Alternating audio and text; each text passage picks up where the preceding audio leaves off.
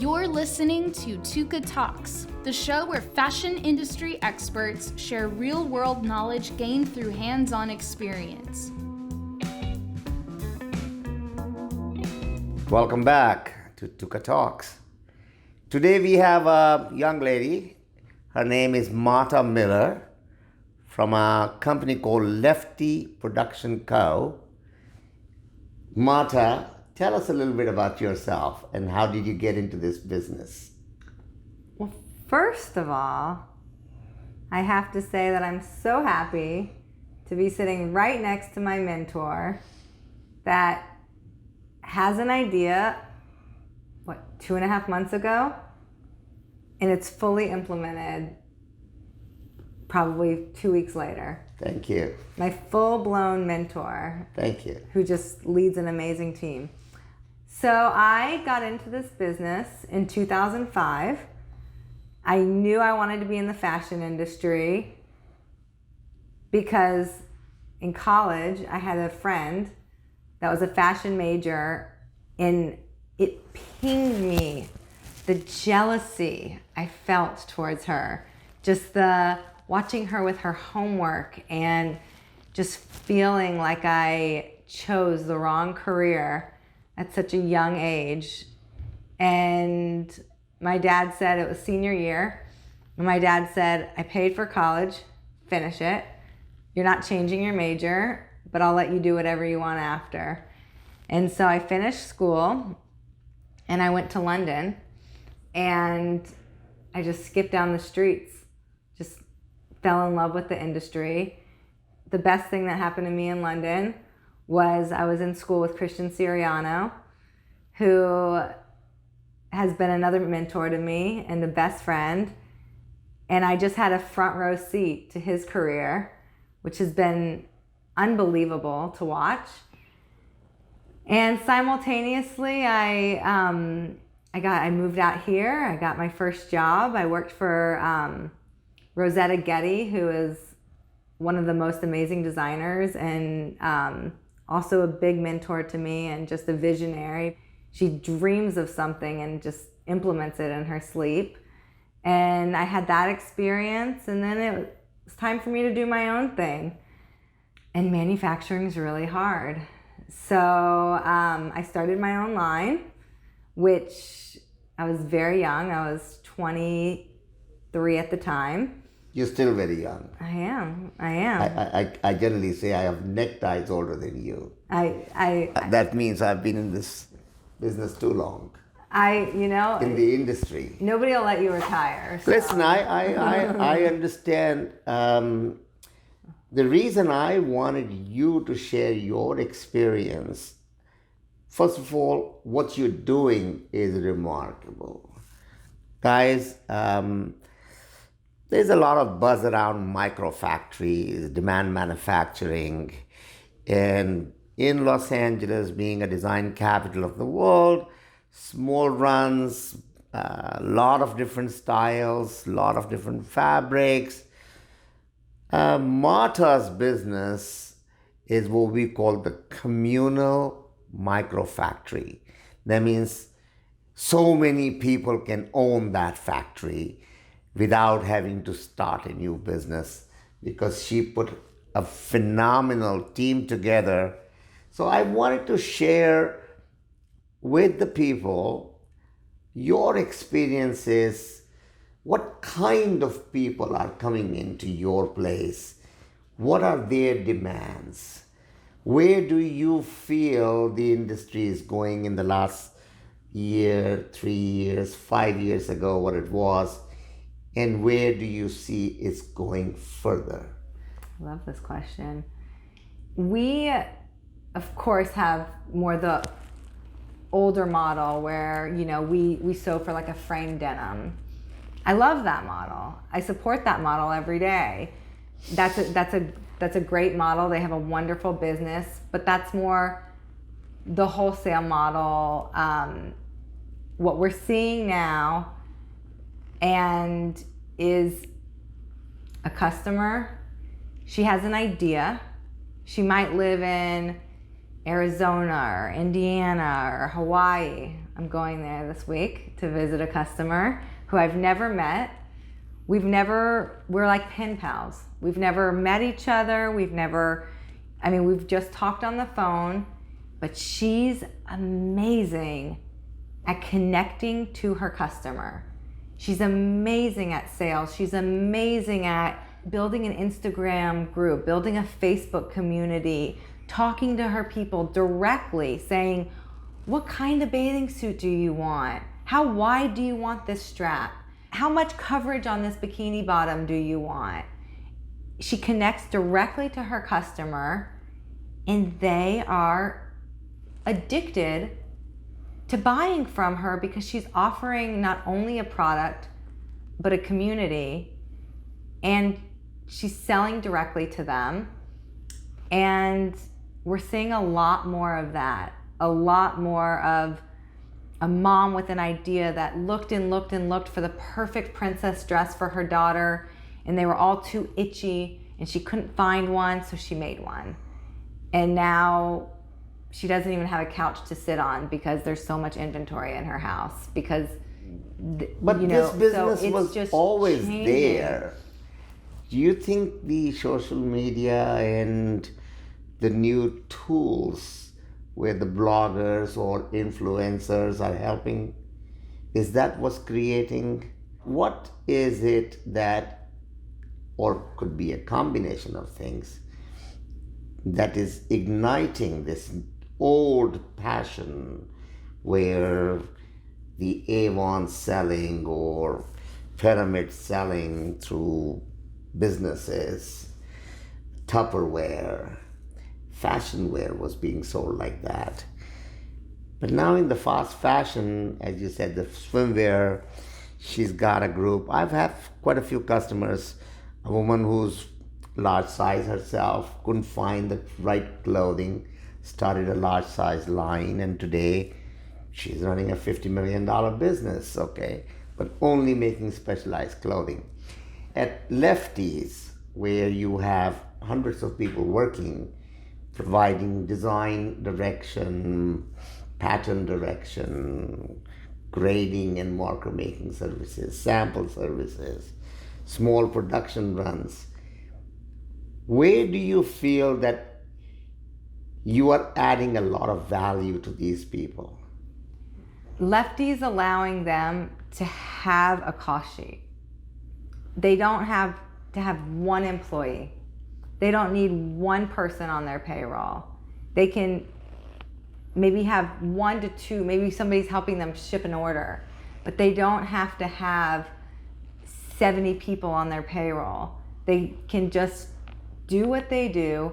They have that freedom and ability to be creative, which once you lose that ability, your business goes. If it's costing $10, they know it costs $10.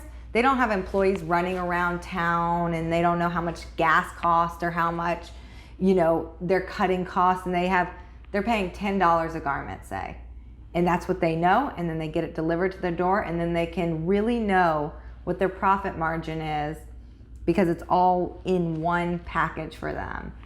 And that then allows them to really build their business because they're not having all this other overhead that sometimes brands don't even know how to calculate, right? The reference Communal Microfactory is appropriate because this is for various people sharing the same resources as they need it and as they need to scale their business. Either they can bring part of the services in-house because they can afford it now, but for a startup companies, it becomes an easier stuff to go to your people, whether it's design direction or can this be made in the right time at the right price. Do you feel that in the last 18 months, 24 months, or 12 months and 6 months, where is this graph going? Is it staying exactly the same? Is the demand rising or going down? I think the demand is rising. I think the demand is rising. I don't know if the demand, so for me, some of my, look, I fall in love, right? I fall in love with some of these, you know, these clients become my friends. I feel like these are my babies, these are my businesses. And so I need their businesses start to succeed. So now I started making 200 of something. Now I'm doing 1,000 units a month. Next month I'm doing 2,000 units a month. So the growth is together, even though we don't own each other's companies or there's no share. There's as they need more from me, I need to provide it for them. I think that's a lot of the demand, that some of these brands can really go do what they're meant to do, which is to be creative, to connect with the customer. If they can really have that freedom, then they just go like that. But now that, with social media, there's so many more people that are inspired by these stories that want to try it themselves. And, I think it's great. So I'm going to take the flip side of this. Yes, we all want to speak about the success stories, but the lessons are learned from failures. In your opinion, in the last 6 months or a year, without naming brands or people, what kind of mistakes people made and what did not work? I think that a lot of times they get very confident very quickly. And I think inventory is very hard and nobody needs it. It's not that hard to go back into production, but overproducing, I think, kills companies because they get confident, they feel like they can order more and more and more, and you have to really, you don't want things sitting on the shelf, and you have to really know that it's going to move quickly. So I think overbuying inventory is really a toxic thing that brands should buy frugally. Do you know that you just defined the entire retail industry and their biggest problem? Overproducing, inventory, markdown, deterioration of the profits in a different scale but larger. That's a unique thing, right? Because most factories want a big order. And so there's this sense, it does make my process more affordable to order an extra 1,000 units.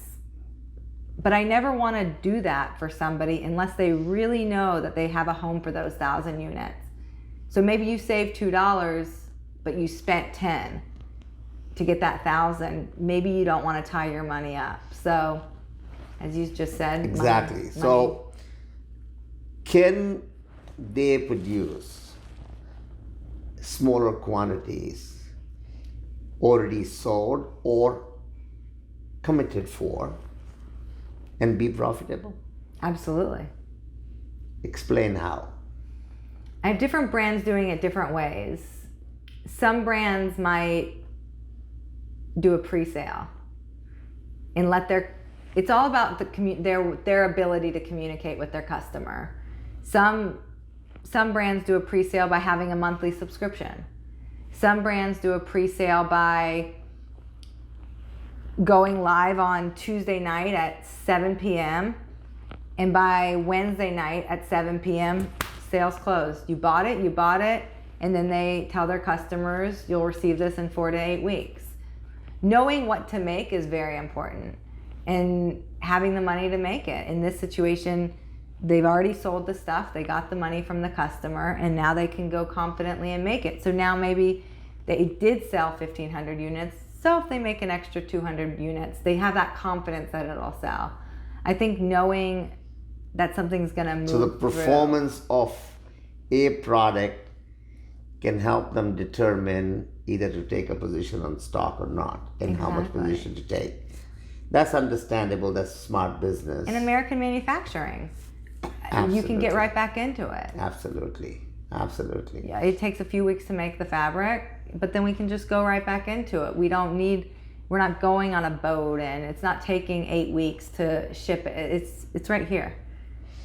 How do you describe a person who has a dream but really no capital? How do they get into this one?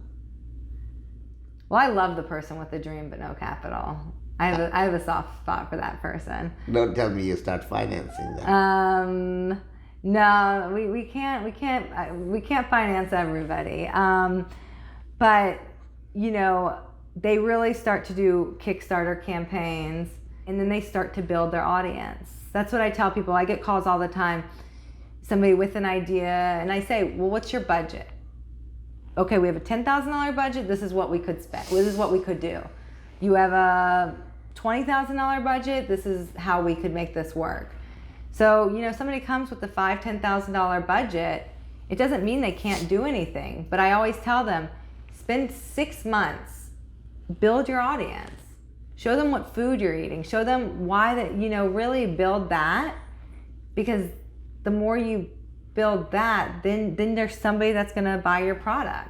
That's the differentiator, in my opinion, from, you know, when I started my brand. I started my first brand in 2007 to almost we're in 2020.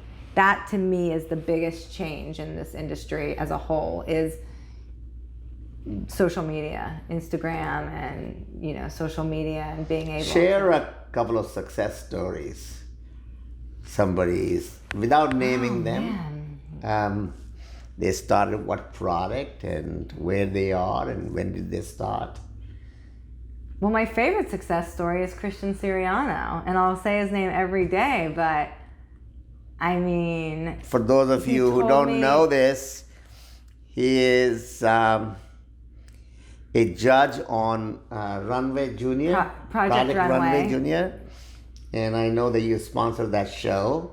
I see that. But believe it or not, my had an idea. 9-year-old granddaughter, that's her favorite show. And so she's very happy to see that you and Kristen are good friends and so on. Okay, but yes, he's a hero for a lot of young people, and that show itself is a great inspiration to a lot of young budding designers, because it kind of gives behind the scenes a little bit of exposure, the kind of stress that these designers have to go through, the time limits, the challenges. I very strongly believe that whoever put that show together did a wonderful job depicting what this industry is behind the scenes, rather than just the runway. It's a hard business, but if you love it, you're stuck. Like if you love this business, you can't go home. It's just it's in your blood. His success, I mean, he knew exactly what he wanted to do at a very young age, and just didn't stop.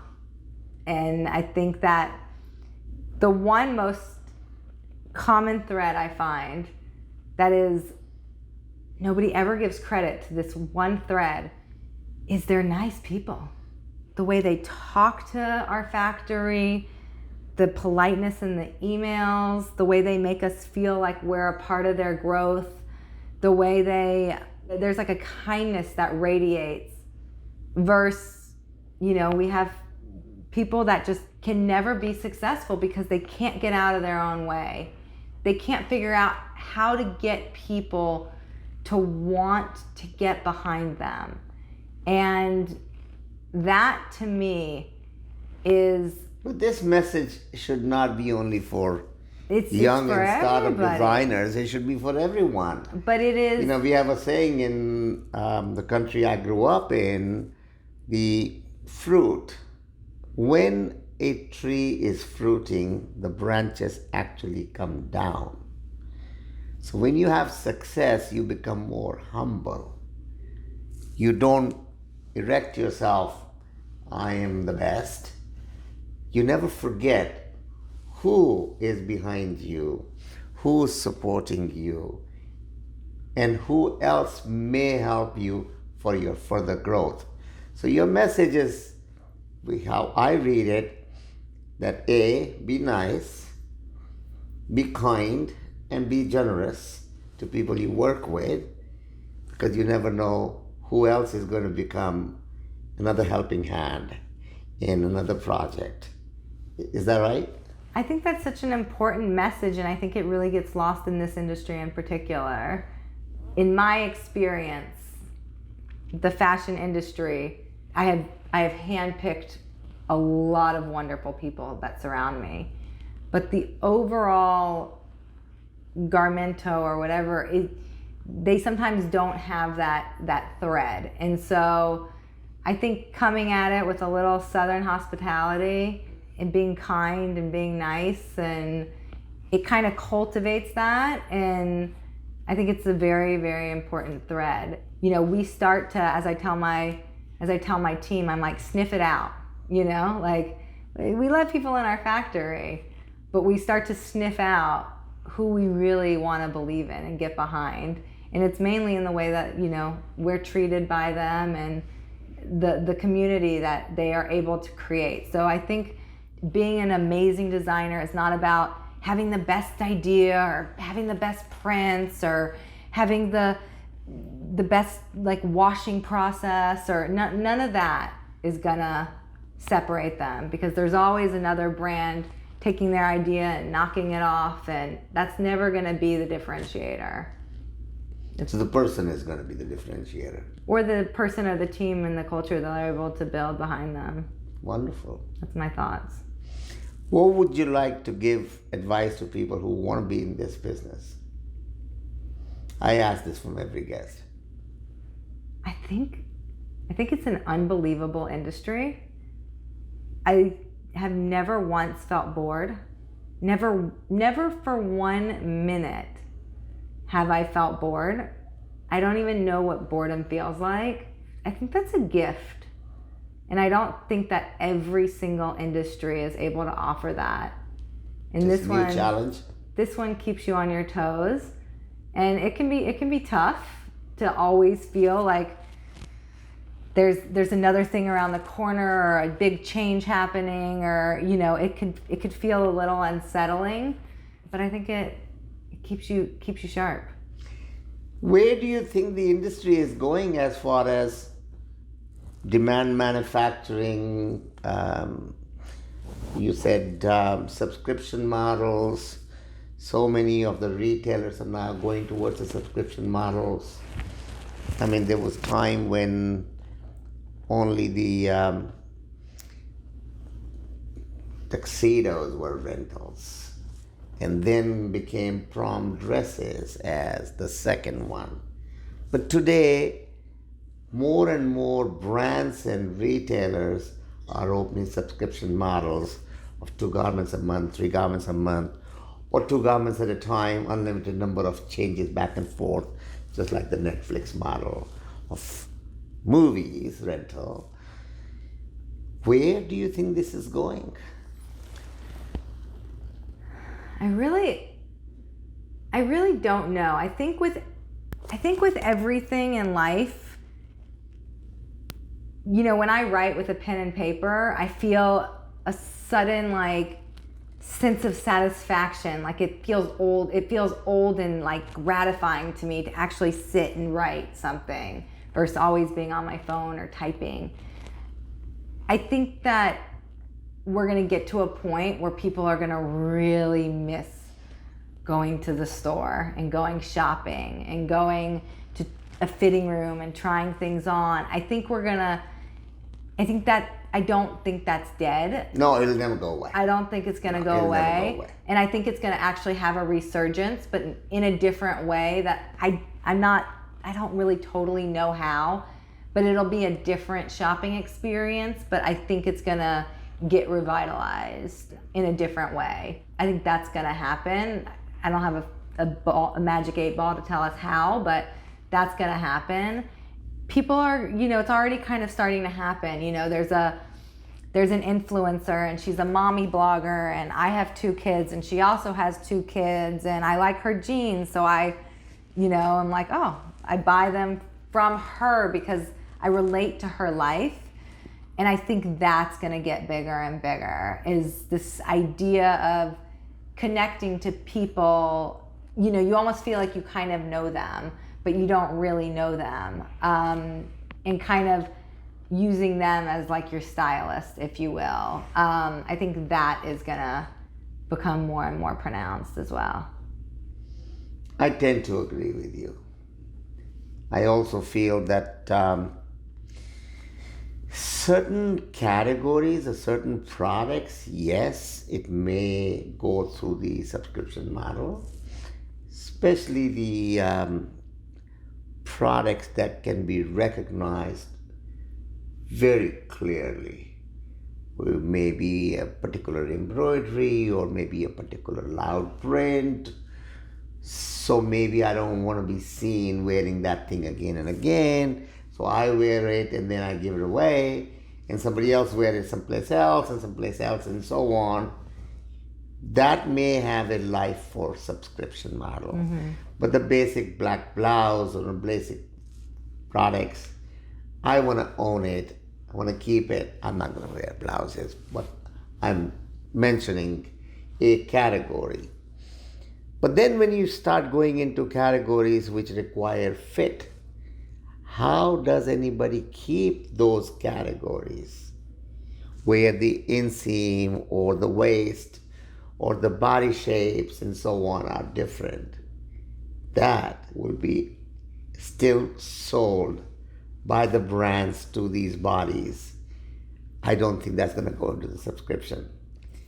Just go back and see what happened to the tuxedo rental market. There was a time when a good tuxedo would cost around $700. It didn't make sense for me to go buy one where I could rent it for $150. They would do a temporary adjustments for that, or they charge for that. But it was still a one wear or one weekend wear. And the manufacturers or the companies who offer those rentals, they knew that they could get 3 rentals to recover their money and rest is profit. But after 5 or 7, they would discard it. As the cost of manufacturing went down, where I could afford one for almost the same price as one good rental would cost, the market just disappeared. Mm-hmm. I know Philadelphia was full of all the tuxedo rentals or the manufacturers. Same thing applies, I think, in the garments. Cost of manufacturing will continue to go down. Does that mean the inventory that I have will continue to increase because I have more subscribers? Or do I change that business model? I think the jury is out on that one. It sounds good. Unfortunately, apparel industry, there are very few leaders and a lot of followers. Mm-hmm. They find out this brand is doing, this retailer is doing, so we gotta jump in. But it hasn't been thought out. In my opinion, that subscription model will die faster than it picks up the momentum. Because the cost of manufacturing, cost of owning is less. Nobody has to go out and buy everything at a very high price. That is the reason why certain discount stores are doing phenomenally well. That is the reason why California fashion industry is doing phenomenally well, because they make disposable clothing. I can afford to wear it 2 times or 3 times and then discard it. Zara model, they are not making quality garments like Marks and Spencer that last you forever. They want 2 wears or 3 wears or 3 washes and let it go down, because that's what the idea is. This takes me on to a new subject, sustainability, which is really the most talked about subject, the hottest topic in the social gatherings, industries, seminars, it doesn't matter. How do you define sustainability and what are you doing about that? So with sustainability, I hope I'm not naive to think that it is changing. I see it even in my own buying behavior that I'm kind of grossed out by the idea of walking in a Zara or the idea of a $14.99 shirt. I mean, that to me, knowing especially what goes into it and how many people are behind that shirt, and I'm just not that interested, and I'm not that interested in purchasing it. I think that's we're seeing a lot of these companies go bankrupt because I do think consumers' behavior, we're a far way from everybody's behavior wanting to change. But I do see that there is a shift in the consumer wanting a product that they feel like they can get behind. And I think that, it really does start with the consumer. It starts with them spending a few extra dollars for something that is ethically made and, the cotton was grown properly. They have to be willing to spend that money and, do that at their level for the industry to really change.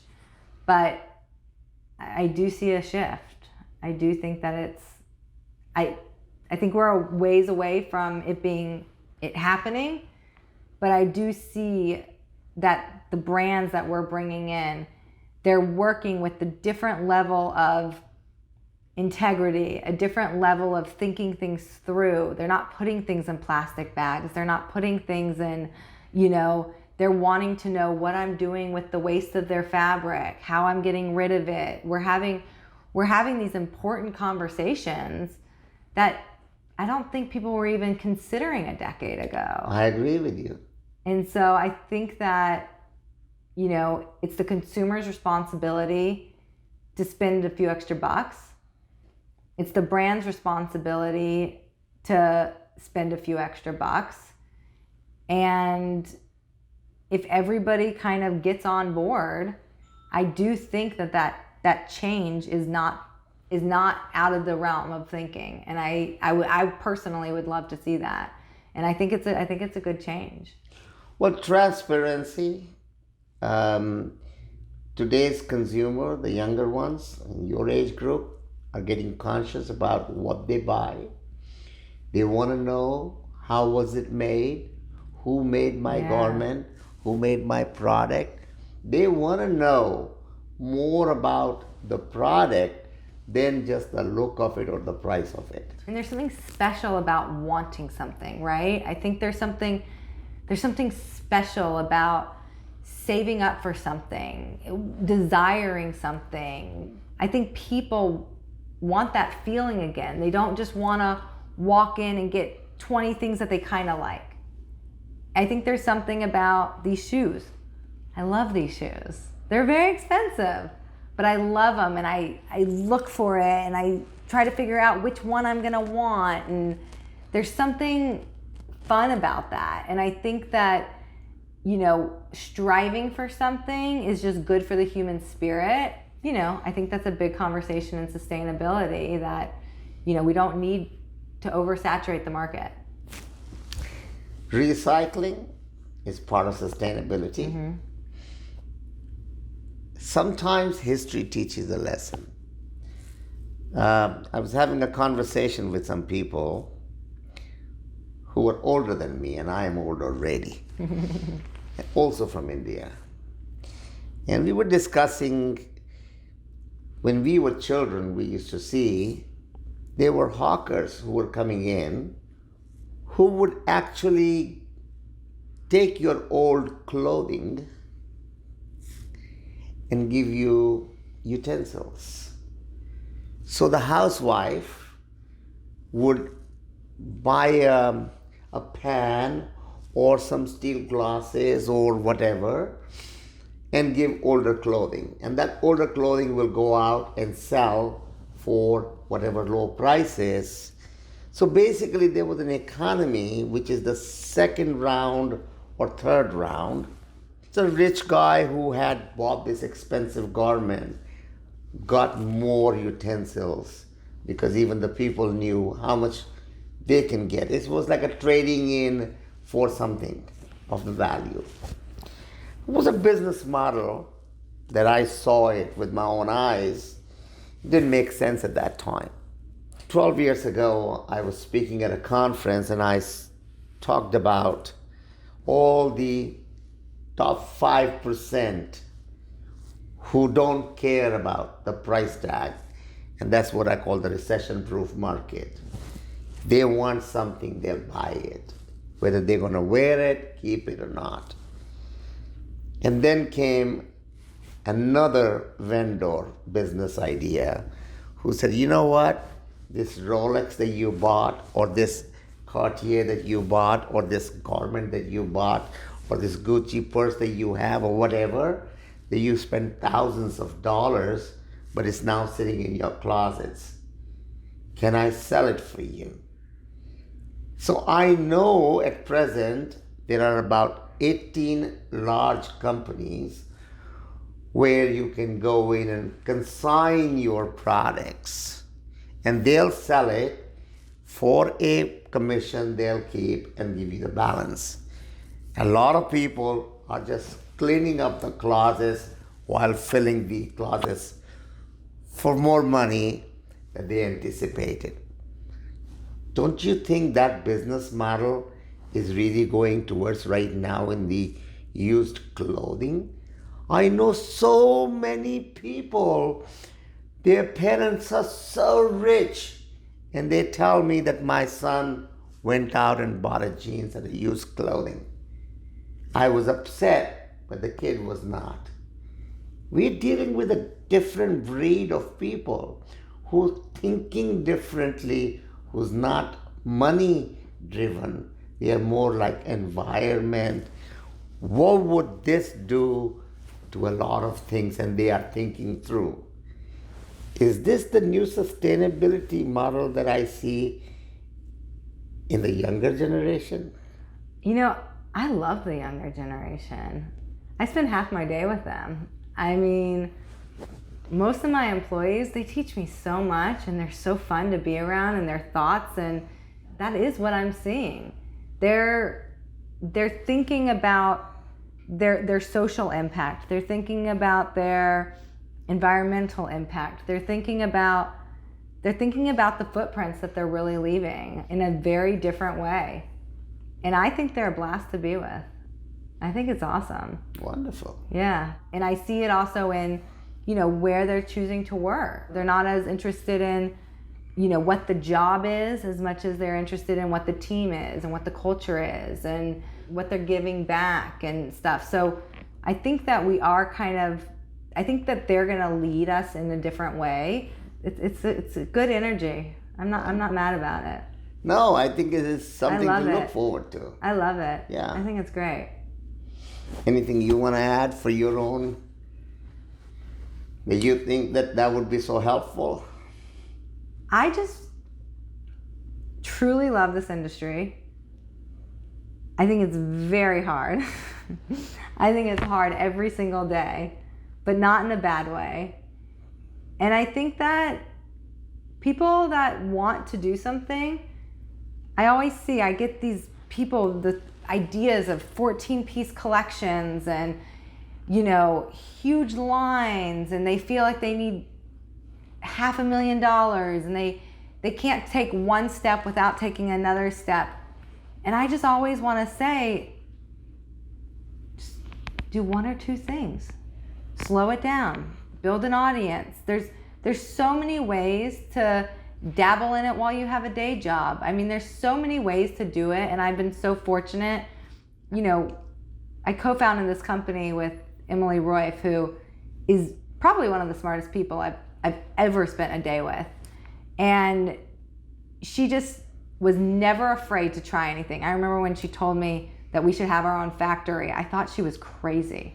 I literally was like, on what planet could I ever do that? But I just kind of sat back and watched her just fearless spirit go for it. And our motto was, we're never going to be assholes. And I just listen to that motto every day, and I try to remember it. Even when, you know, there's stress and a bad order or whatever it has, that's kind of the motto. Building this company has just been one little foot in front of another foot, one order out the door successfully, buying another sewing machine. It hasn't, you know, some employees will come in and they're like, I mean, did you just build this in like a year? And it doesn't build in a year. It doesn't build quickly. It's kind of just like a little success here, save a few pennies, put it there. Like, and so I just think that if you have the drive, if you have the desire to start something or do something, just do one little thing. Just one little tiny thing. It doesn't have to be a huge thing. And I think that that's a really... What a wonderful advice. Tiny little steps. Yeah. Don't lose the vision, but be patient. Yeah. Get there, step by step. Yeah, just one Keep the focus on. I mean, some of my favorite brands, they have, you know, 2 dresses, one style. I mean, you don't need this huge collection. You don't need a 30-piece line. And I think that notion is very kind of traumatizing. And I just think that we're at a point where, you know, factories don't need the inventory. There is the sustainability idea, and, you know, kind of transitioning your thinking. But this is a time that you can really start small. Wonderful. Thank you so much. Thank you. No, I thoroughly enjoyed, and I want to have you back. I'll come back. Thank you. I'll come back. Thank you. Thank you. Thank you for listening to this episode of Tukatalks. Visit tukatech.com/Tukatalks to join the conversation. Be sure to like, share, and subscribe. We'll see you next time.